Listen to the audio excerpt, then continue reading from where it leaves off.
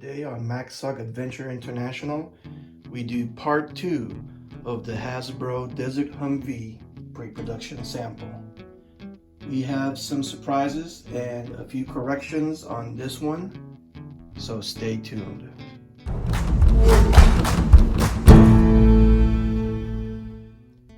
For those of you who are wondering what customization I did since the last episode, which is, if you haven't seen it, there'll be links in the description.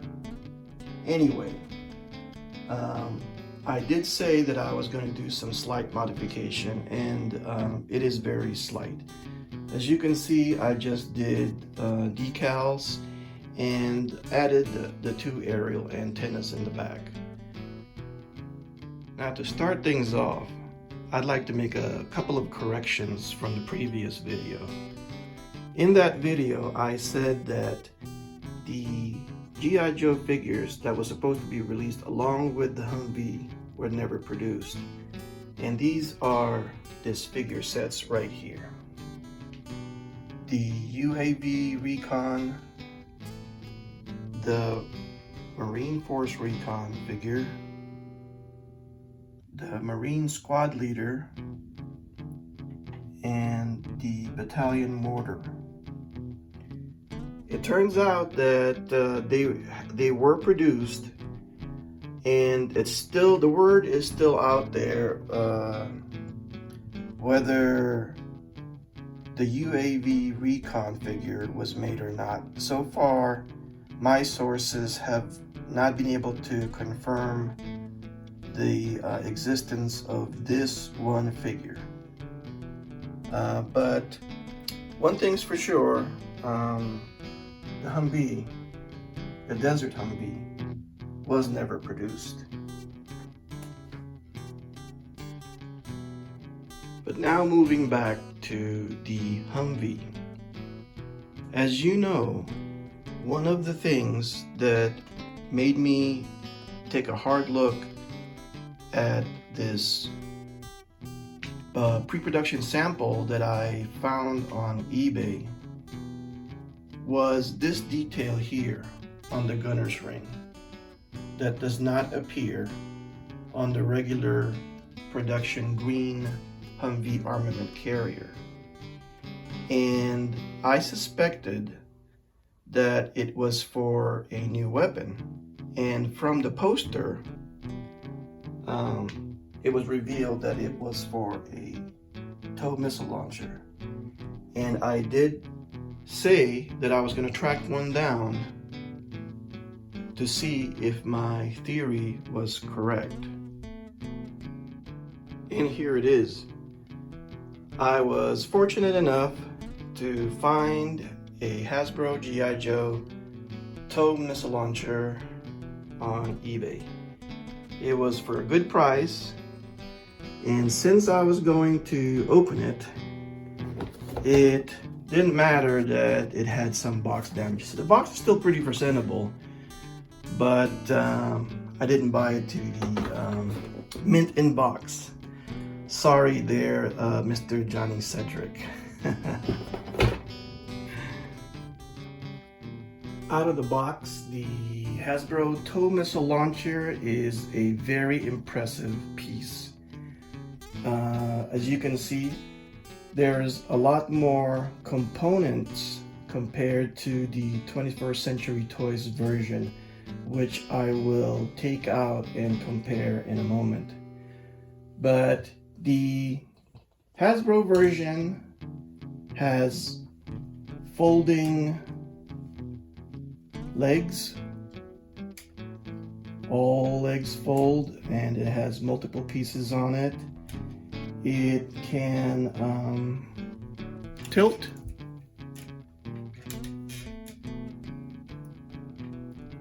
And it can elevate.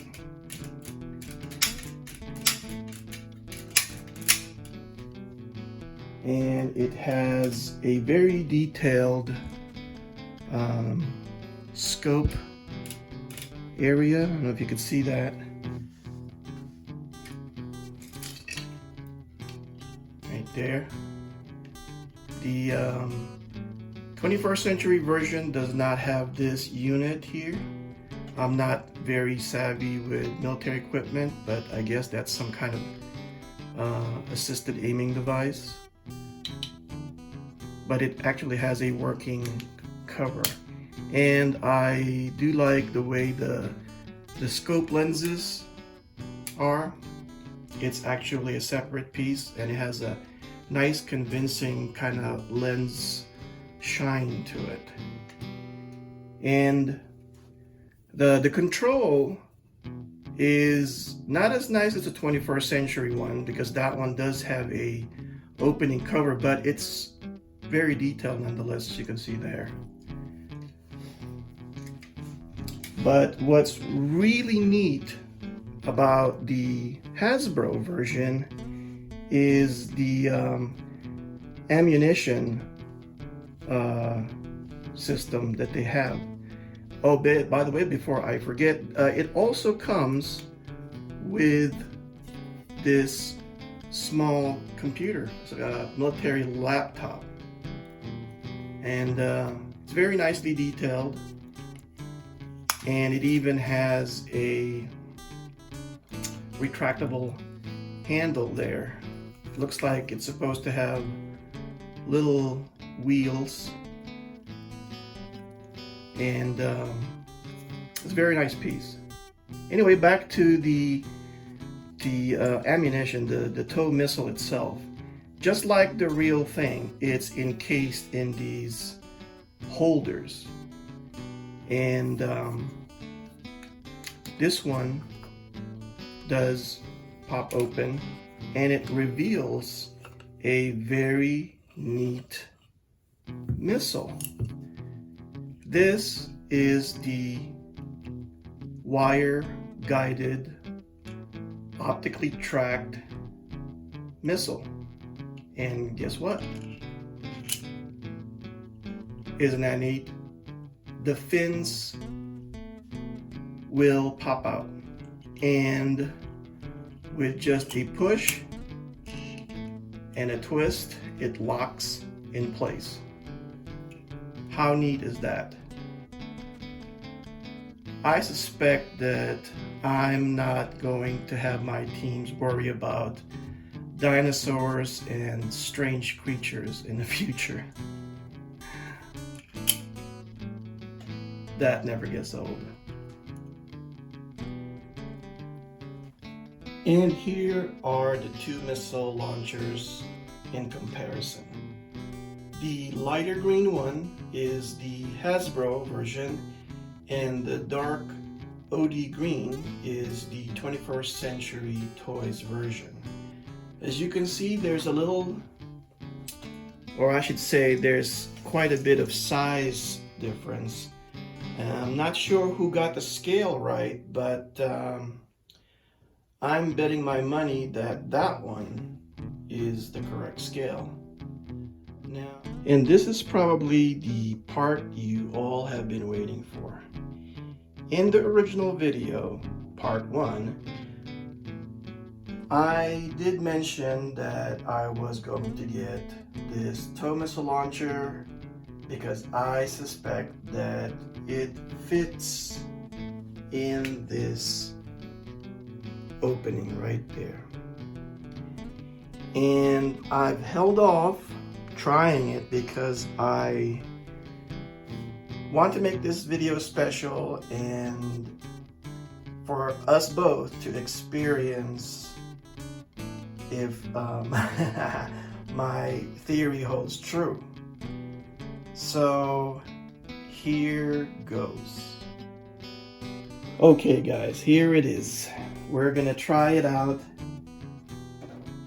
for the first time, and we are both going to see whether I've spent this money wisely. Well, either way, I think it's a good purchase. It's a good toy and everything. So it's a win-win, I think. Either way, if it works or not. Let's see. Okay. Oh, Oh boy, here we go.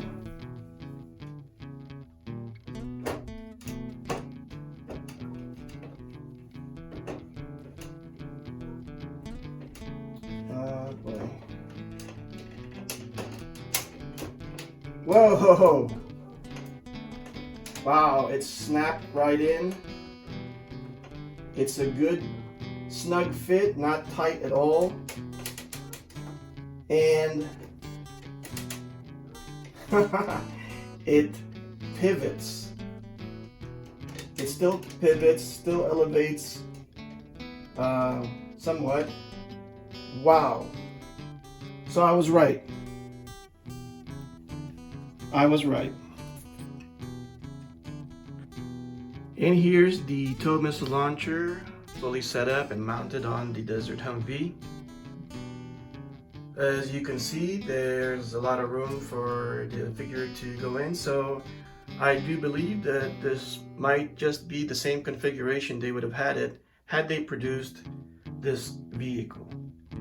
I'm not entirely sure that they would have included the lower turret or the Mark 19 grenade launcher if they did release this version of the Humvee, which is kind of disappointing because this hardtop slantback Humvee is absolutely gorgeous, and hopefully Hasbro still has all the molds, and that down the road they decide to produce it, because I would love to see not only this tan version but maybe a green camo and maybe an up armored version even with heavier doors and different weapon systems. One of the things that I noticed was that there was a figure released called a heavy armament soldier. I forgot if that's the accurate name for it, but I think it was supposed to go with the original armament carrier. Anyway, it was kind of disappointing to find out that the 50 cal that figure had didn't even have the mount to accommodate the weapon area where it mounts. But anyway, I digress. This has been a beautiful journey, and I'm glad that things worked out with parts being broken and repaired, and basically getting this thing back from a very dirty, dingy, cobweb-ridden thing from Hong Kong to what it looks now. And I feel truly blessed and lucky to have been the owner of this vehicle, and I hope to keep it for a very long time. Anyway, thank you guys for sticking with me on part 2 of this preview, and I suspect that you're going to be seeing this in future videos. So I guess the journey continues.